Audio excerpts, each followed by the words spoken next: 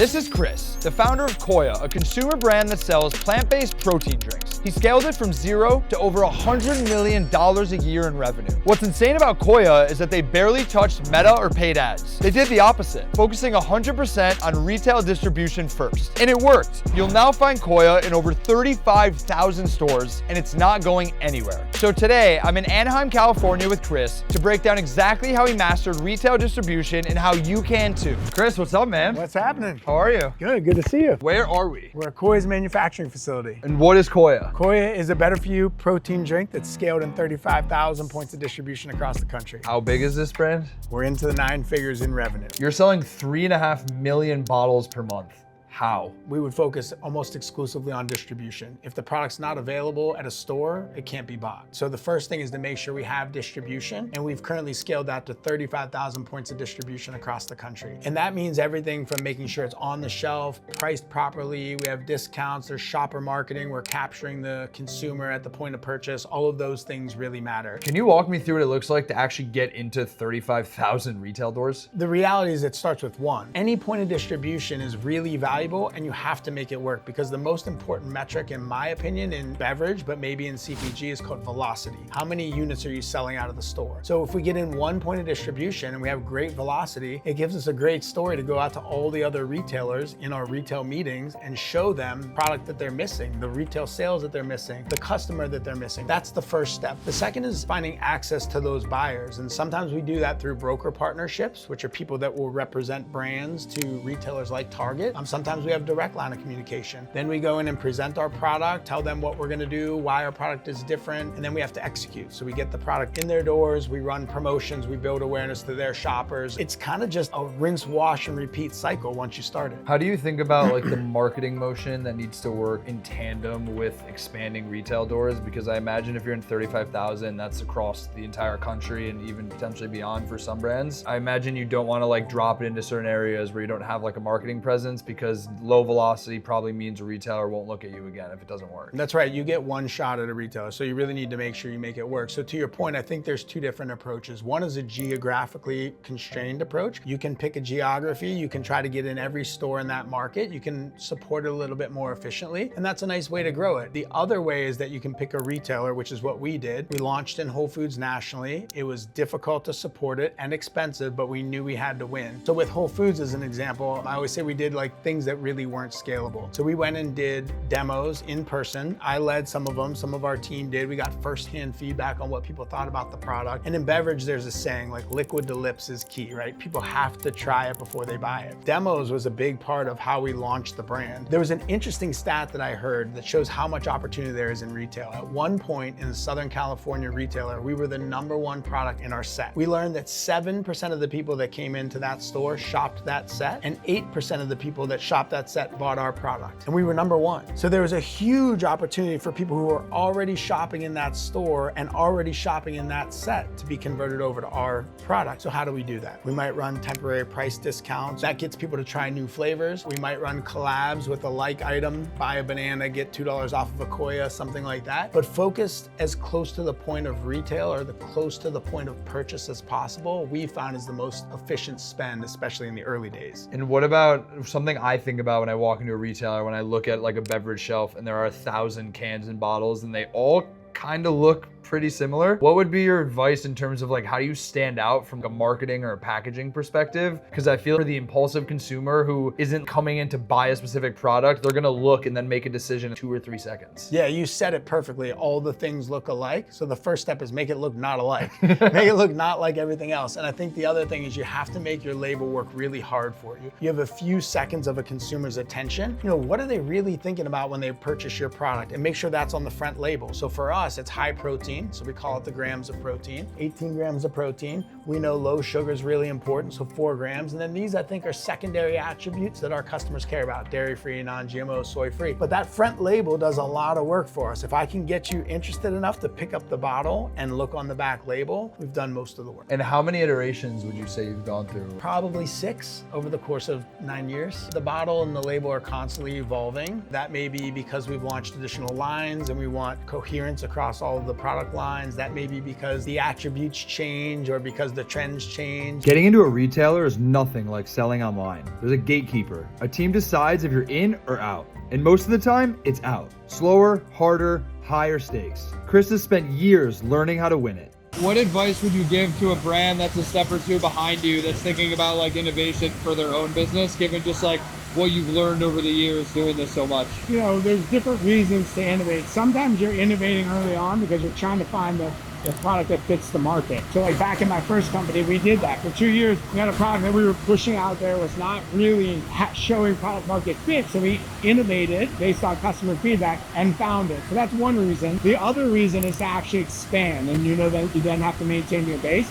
So I think the advice I'd give is be clear on why you're innovating first and foremost, and then don't let innovation for growth jeopardize the core of the company. What is your thought process when you think about going deeper on one product category versus going horizontal? I know some brands, like one in particular, it's a supplement brand, it's a 9-figure brand, they have one SKU. Yeah. They're like, we're not expanding because like it just works so well for us. Yeah. And then you have other brands where it's like you go more horizontal. What is the thought pattern there to decide like what makes more sense? So my guess is that brand has a big digital presence. Yes. Right? So the reason for beverages a lot of times they innovate faster is because usually you have one reset window at a retailer, and if you miss that window, they don't accept an item, they only accept one item, you're kind of like limited on the growth that you can have, right? So if you innovate more, you can have more like lines in the water and opportunities to grow faster. There can be a negative side of that too. So when we weren't selling online, kind of like we need to put out more flavors, we need to put out different lines so that we can meet with the buyer, have more options, so we can grow faster. It's fascinating to think about when you're like a retail business, you're almost beholden to these retailers saying yes or no to your product versus online, it's you and your consumer if they buy it or not. So if you're overly dependent on one SKU and a retailer rejects it, you're kind of fucked. You're one item for the year and they say no, you're out. We'll go into a meeting with Whole Foods and we might have 5 things that we've developed this relationship over years, but that we've just concepted. And we say, what do you think of this? Or do you see an opportunity here? And whatever they latch onto, then we commercialize and bring to life, right? Because we want that space. Now we're learning a new muscle, which is e-com, digital, Amazon, and it's a different world. Like with this product, we launched it on TikTok only. And it was a way for us to do like a low trial, learn, get feedback, because the risk of the other way is we go into retail, we launch this beverage, it's not dialed in, it's not perfect, it doesn't work, we're done. You get one shot at it. So when we were developing this line, we went to Target and pitched them. We had a couple different flavors at first, and their feedback was, you do not want to do traditional soda flavors, because then you as the customer might go, oh, I can compare this to Coke or Pepsi or Mountain Dew, and if it doesn't taste the same, they don't like it. Before a single bottle hits a shelf, there's the part that nobody sees, development. It can take months and it has to sync with the retailer's calendar. At the Flavor House, Chris walked us through how that actually works. With the minor tweak. So we're at the Flavor House right now ideating on new products. How long does it actually take from idea to a product on a shelf? It depends on what product we're making, but the fastest we've ever done it was 70 days. So from concept to actually hitting the shelf, it depends on how you're launching the product. So if we're going through retail, it's a long cycle. So it might take however long to get the meeting with the retailer. Once they're reviewing their category, it may take 3 months before they come up with a decision. And from there, it could take another 6 months before it actually hits the shelf. So sometimes you're working a year in advance from product concept to actually hitting the shelf. It's very different if we can launch on D2C or TikTok shops or something like that. The product that we're tasting today will be producing and it could be available on TikTok shop in 3-4 weeks. So 70 days, let's rewind like 5 years when you were building the brand. How long did it take then? Well, that was when we did the 70 days. It was the fastest innovation we ever had. And the main reason was we had a retailer supporting and ready to go. So as soon as we had the product ready, it went on their shelf. Now we're in Whole Foods. This is our first national retailer, and I'll kind of show you how we show up on the shelf, how we think about our shelf placement. So here's the Koia distribution. This looks really nice up here, but the fact that there's no gaps in it like there are here actually shows that it's really not selling that well. So while I would love to see this product all faced up here, I want it to sell more importantly. All the yellow tags here, we call it the yellow tag effect. Like anything that has a yellow tag, people are gonna look at and try. So we run these 2 for deals, and then that allows people to try all these different flavors. So you might be a vanilla customer, you just like vanilla, but if it's 2 for whatever, a discount, maybe I'll try a matcha with that, right? So that's the thinking here.